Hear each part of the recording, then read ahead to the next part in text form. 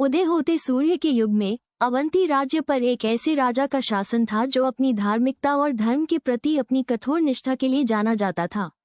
लेकिन सबसे शुद्ध झरने का भी एक मिला स्रोत हो सकता है। राजा अपनी सारी धार्मिकता के लिए जाति व्यवस्था के उन घावों पर आंख मूंद लेता था जो उसकी भूमि को त्रस्त कर रहे थे, और इनमें से सबसे गहरे, सबसे सड़े हुए घाव चांडालों के लिए आरक्षित थे। अछूत शमशान घाट के रक्षक, मृत्यु के बच्चे। धधकती हुई चिताओं की सीमा पर स्थित एक छोटी एकांत बस्ती में चांडाल मुखिया की बेटी माया रहती थी। उसकी त्वचा समृद्ध पृथ्वी के रंग की थी। उसकी आंखें ओब्सीडियन के टुकड़ों की तरह थीं जिनमें एक गहरी समझ थी।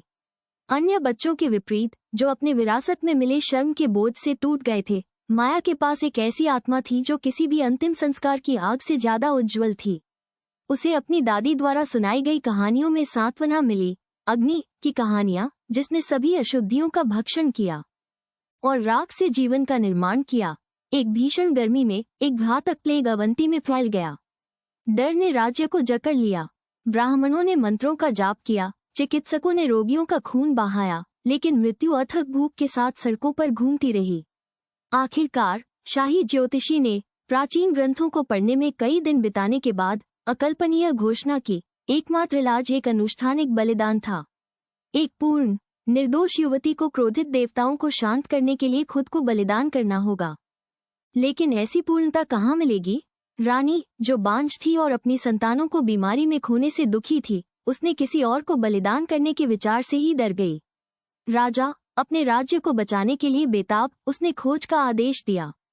राज्य कांप उठा। कुलीन परिवारों के बीच लॉटरी निकालने की फुसफुसाहटें होने लगीं। तभी एक भ्रष्ट मंत्री के मन में एक क्रूर विचार आया। वो माया के बारे में जानता था, चांडाल लड़की जिसकी सुंदरता की चर्चा महल की दीवारों के भीतर भी होती थी। वो जाति व्यवस्था की नजरों में निर्दोष थी, से पहले से ही दुख के जीवन के लिए बलिदान माना जाता था। माया को पकड़ लिया गया। अपनी दहशत के बावजूद वो न रोई और न ही भीख मांगी। शाही गार्डों के चेहरों, डरे हुए ग्रामीणों को देखकर उसने केवल डर और अज्ञानता देखी। उसे राजा के सामने लाया गया, फूलों से सजी हुई जो कांटों की तरह महसूस हो रही थी। चिता बनाई गई, मंत्रोच्चार शुरू हो गया। जैसे ही लपटें लकड़ियों को ललचाई नजरों से चाटने लगी, माया ने अपनी आंखें बंद कर लीं। उसने मुक्ति के लिए देवताओं से प्रार्थना नहीं की, इसके बजाय उसे अपनी दादी की कहानियां याद आईं। अग्नि की जीवन पुष्टि करने वाली शक्ति। वो समझ गई कि अग्नि केवल विनाश नहीं है, ये परिवर्तन है। उसी क्षण जैसे ही गर्मी बढ़ी, कुछ असाधारण हुआ। माया के चारों ओर की लपटें जली नहीं, इसके बजाय वे नाचने लगी। उसके चारों ओर सुरक्षात्मक आत्माओं की तरह घूम रही थीं। हवा ऊर्जा से चटक रही थी, विनाश से नहीं बल्कि शुद्धिकरण से। दर्शकों के चेहरे सदमे और अविश्वास से विकृत हो गए। चिता के हृदय से एक आकृति उभरी, जली हुई लाश नहीं बल्कि माया, सुनहरी रोशनी से नहाई हुई। उसकी आंखें एक अलौकिक ज्ञान से चमक रही थीं। जिस प्लेग ने अवंती को जकड़ लिया था, वो तुरंत गायब हो गया। लोग डर से नहीं बल्कि विस्मय से घुटनों पर गिर पड़े। माया न तो रानी बनी, न ही उसने बदला लेने की मांग की। वो महल से दूर वापस अपने लोगों के पास चली गई।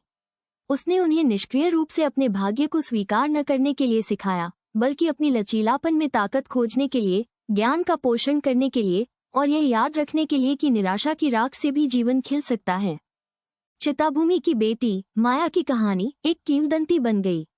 यह एक अनुस्मारक है कि सच्चा मूल्य जन्म से नहीं बल्कि आत्मा के भीतर की आग से निर्धारित होता है। एक ऐसी आग जो सबसे गहरी जमी हुई पूर्वाग्रहों को भी धता बता सकती है और अंधेरे में डूबी दुनिया को बदल सकती है। वे कहते हैं, आज भी यदि आप शमशान घाट के पास ध्यान से सुने तो आप अग्नि की फुसफुसाहटें और माया की अटूट भावना की गूंज सुन सकते हैं।